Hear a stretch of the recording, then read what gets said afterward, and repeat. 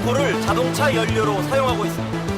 휘발유 값이 치솟고 있는 우리나라에선 아직도 알코올 연료 사용이 지연되고 있습니다. 평화의 상징으로 불리던 비둘기. 하지만 이젠 도심 속 천덕꾸러기로 전락했습니다. 공포가 엄습하면 사람들은 본능적으로 방어태세를 취하지만 때로는 심각한 상태에 빠지기도 합니다.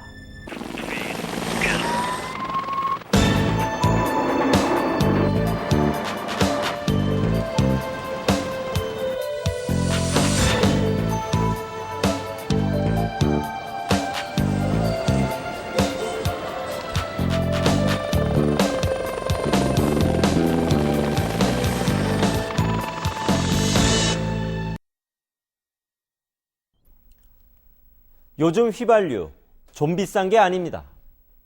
원유값은 또 하루가 다르게 치솟고 있습니다. 국가 간의 치열한 자원 확보 경쟁은 이제 전쟁이나 마찬가지입니다. 이 때문에 대체 에너지 개발은 선택이 아니라 필수 사항이 됐습니다. 이 와중에 우리 중소기업들이 휘발유 사용량을 줄일 수 있는 바이오 에탄올을 개발했습니다. 그런데 이상하게도 우리 정부와 정유업계는 이를 반기지 않고 있습니다.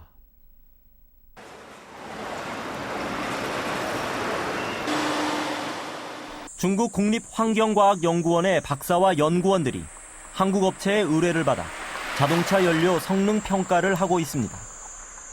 실험 차량은 노후된 차량이 많은 중국의 상황에 맞춰 출고된 지 6년 이상 된 승용차입니다.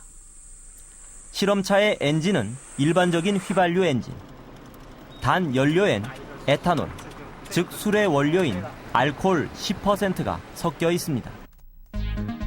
이렇게 휘발유 또는 석유 화학 제품과 알코올, 즉 에탄올을 섞은 연료를 바이오 에탄올이라고 합니다. 그런데 국내 업체가 왜 우리나라가 아닌 중국에서 이런 평가를 받아야만 하는 것일까? 이 업체는 원래 산업자원부 공인검사기관인 석유품질관리원에서 지난해부터 품질검사를 받아오고 있었습니다. 제품을 시판하려면 품질검사를 거쳐 성능평가까지 통과한 뒤 사업자 등록을 해야 하기 때문입니다. 그런데 올해 2월 느닷없이 성능평가를 더 이상 해줄 수 없다는 통보를 받았습니다. 지금 저희들 성능평가 의뢰 실효를 받은 적은 없습니다. 예. 그냥 만드는 실효 자체는 어차피 이게 석유 대체 연료로 그 사업자로 등록하기 위해서 하는 그 절차인데 괜히 시간과 어떤 돈 낭비 그런 문제가 있을 것 같아서 제가 전화 드리라고 했어요. 실험이 중단된 것은 산업자원부의 방침 때문이었습니다. 한마디로 연구를 위한 성능평가는 가능하지만 바이오 에탄올은 아직 검증이 안 됐으니 등록, 시판을 전제로 한 성능평가는 하지 말라는 얘기였습니다. 상분리가 발생해서 연료로 살 수 없는 문제가 발생할 수가 있습니다. 따라서 우리가 이러한 바이오 에탄올의 실적인 도입을 위해서는 과연 우리나라 유통 환경 속에서 그런 문제점이 없는지에 대한 분석이 필요한 것이고, 산업자원부가 밝힌 바이오 에탄올의 기술적 문제는 우선 알코올에 물을 빨아들이는 성질 때문에 엔진 부식 등 차량 고장이 생길 수 있고 막대한 돈을 들여 주유소 설비를 교체해야 한다는 것입니다. 대형 정유사들의 대변인격인 대한석유협회도 같은 이유를 대며 바이오 에탄올에 부정적입니다. 수분이 들어오게 되면 상분리 현상이 일어나서 어떤 유통상의 문제가 있고 또 자동차 연료로서도 어떤 아무래도 식물성 기름이다 보니까 고무 재질을 좀 열화시키는 그런 문제라든가 여러 가지 문제가 있거든요. 그렇다면 이미 바이오 에탄올을 시판하고 있는 중국은 과연 사정이 어떨까? 산업자원부와 대한석유협회의 걱정처럼 바이오 에탄올 때문에 엔진 고장이 빈발하고 주유소 시설이 대대적으로 바뀌었을까?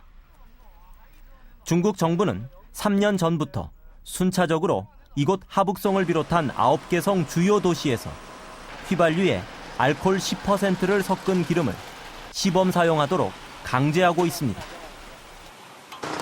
그래서 뒤로 보이는 저 주유소를 비롯해서 이곳 하북성 저주시의 모든 주유소들은 바이오 에탄올 휘발유만을 팔고 있습니다. 그렇기 때문에 이곳의 모든 휘발유 차량들은 바이오 연료로 운행되고 있는 것입니다. 중국 운전자들은 일반 휘발유와 별다를 게 없다고 합니다. 造车的运行当中啊，都讲还可以。没有什么不安全反正就是消耗量。 휘발유를 넣던, 에탄올이 10% 섞인 것을 넣던, 엔진에도 이상은 없다고 합니다. 感觉上应该没跟汽油没什么变化。 중국에서 판매된 현대 자동차에도 전혀 문제를 일으키지 않았다고 합니다. 약 1년 반 정도가 지금 경과의 시점에 현대자동차에서 사용하고 있는 차량 중에는 문제점이 아직 나타나고 있지는 않습니다. 그렇다면 정부나 대형 정유사들이 말하는 것처럼 주유소의 주유구나 저장고 등 시설도 바꿔야 했을까? 以前用的那种加油机之类的设备有没有更换？我们都是那个，就还是以前的那个加油机。 知不知道其他加油站？据我所知都没有换。 국내 업체가 개발한 바이오 에탄올의 성능 실험을 지휘한 과학자는 중국 정부 지정 500대 과학자의 한 사람인 샤오팽 바오 박사. 국내 업체가 의뢰한 바이오 에탄올 시료가 우수하다고 평가했습니다. 普拉伊波提供的这个产品，从我们目前的检测结果，包括这个排放性能、经济性能和动力性能，包括它的噪声，从试验结果是非常好的。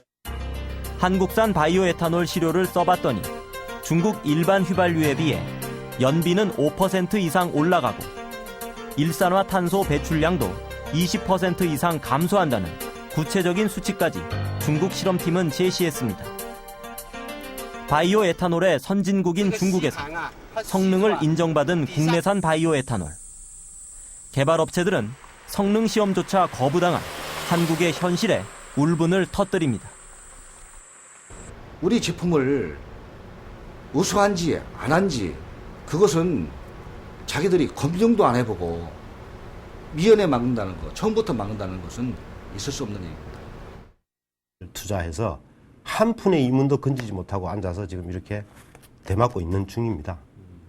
그럼 이 정도만 해도 정부가 이 산자부의 이 석유사업법 이 자체가 한 회사를 망가뜨렸다고 보면 되는 겁니다. 그렇지만 산업자원부는 요지부동입니다. 다음 달부터 2년간 정부 주도로 바이오 에탄올 검증 작업을 실시한 뒤 도입 여부를 결정하겠다고 밝혔습니다. 그렇습니다. 그걸 가지고선 국내에 도입할 건지 말 건지에 대한 부분들을 결정한다고 보시면 맞습니다. 업체들은 그렇게 도입 여부조차 불투명한 사안에 대해 왜 관련법은 물론 시행령과 고시까지 만들었냐고 반문합니다. 이게 모든 법만 믿고 사업을 했다가 지금 오늘날 이 많은 엄청난 폐단을 겪게 되고 이 무거운 짐을 지게 된 겁니다. 법령도 다 돼 있고 우리는 다 개발을 완료했고 발명 특허까지 다 받았는데 2년 동안 유보한다는 것은 우리는 2년 동안 나가라는 얘기하고 똑같습니다. 또 정부와 정유사엔 다른 속셈이 있다고 주장합니다. 먼저 세금. 에탄올이 자동차 연료의 10%를 점유하게 되면 정부가 휘발유에서 거두는 세금도 그만큼 줄게 된다는 것입니다. 휘발유에서 연간 세금으로 걷는 돈이 한 10조인데 교통세로 지금 거기서 10%를 정부가 그러면 1조를 손해봐야 하겠습니까? 그러니까 결국은 보급 확대 이꼬르 정부의 감세 정책이 연결이 돼야지 가능한 거예요. 다음은 정유업계의 수익. 현재 국내 정유업계는 하루 평균 270만 배럴의 기름을 생산합니다. 하지만 하루 소비량은 생산량의 60만 배럴이 못 미치는 210만 배럴 정도. 자신들이 만든 기름도 다 팔지 못하는 시장에 에탄올이 끼어드는 게 달갑지 않을 수밖에 없다는 것입니다. 거의 석유나 휘발유 정유사들이 공급하는 시장이었는데 다른 포션이 1%가 됐든 2%가 됐든 들어온다는 거는 결국은 우리의 영역을 들어오는 거 아니겠어요? 네. 이런 이유 때문에 바이오 에탄올이 국내에서는 저지되고 있다는 주장도 있습니다. 리파이너리의 생산 수익이 떨어지게 되면 자기들 이익이 치명적으로 타격을 받는다는 게 포인트예요. 그래서 무조건 막으라는 거죠, 지금. 산업자원부가 하겠다는 검증 작업에도 이의를 제기합니다. 정부가 구성한 평가단에 참여한 기관은 모두 7개. 이 중 석유품질관리원과 에탄올 제조회사 한 곳을 빼면 나머지 5개 기관은 모두 대형 정유사입니다. 비용도 정부가 25억, 정유회사들이 25억씩 내기로 돼 있습니다. 평가단이 이런 식으로 구성되면 검증 작업의 결과는 안 봐도 뻔하다는 것입니다. 일반인에 대해서 실증평가를 해야지 정유사에서 실증평가를 한다는 게 그게 말이 되는 이야기입니까? 이거 정유회사가 자기들 돈 장풀이 사는데 정유회사 입장이 100% 반영되는 게임이지 이게 말이 됩니까? 그러나 산업자원부와 대한석유협회 측은 일본이 유통 인프라 구축 비용 등을 고려해 아직 도입하지 않았다는 점, 그리고 알코올을 수입에 의존해야 한다는 점 등을 들며 주장을 굽히지 않고 있습니다. 농민 보호 차원에서 또한 자국의 자원 활용 차원에서 접근한다는 부분들을 강구해서는 안 됩니다. 우리나라 같은 경우 수입해야 되는 입장인 것이기 때문에 가격이라든지 공급 안정성 부분들을 고려 안 하고서 진행한다는 것은 오히려 말이 안 됩니다. 이게 우리나라에서 생산이 안 된다 그러면은 결국은 세계적인 그 곡물 회사들에 대한 어떤 영향력에서 벗어나기는 좀 어렵다는 그런 측면도 봐야죠. BMW, 벤츠, 도요타 등 세계적인 자동차 메이커들은 물론 현대와 기아 등 국내 업체들도 바이오 에탄올 10% 사용에 전혀 문제가 없다는 결론을 이미 지난 2003년 내린 바 있습니다. 정유사 관계자들도 휘발유에 에탄올을 10% 정도 섞는 게 별 문제가 될 게 없다는 사실을 내부적으로는 인정합니다. 그 엔진 문제는 뭐 저희들도 그건 자동차 쪽에서 얘기하는 게 맞을 거고 이텐 같은 경우는 별 문제가 아니라고 그러고. 바이오 에탄올은 미국, 유럽, 남미, 중국 등의 일부 지역에선 이미 차세대 연료로 시판돼 각광받고 있습니다. 석유 대신 에탄올이 들어가면 연료 가격도 싸지고 환경오염도 감소되기 때문입니다.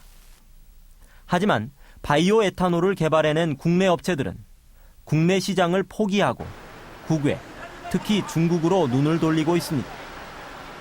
所以政府非常鼓励民营企业进入能源行业，所以我们就非常愿意跟李先生合作，共同把这个事业做大。 한 중소기업은 인도네시아에서 바이오 에탄올 원료가 되는 작물을 재배하기 위해 땅을 30년간 빌리기로 MOU를 체결했다고 합니다. 경기도와 강원도, 충청도를 다 합친 넓이의 땅입니다. 그러나 이런 몸부림들이 허사로 돌아갈 위기에 처해 있다고 중소업체들은 비명을 지르고 있습니다.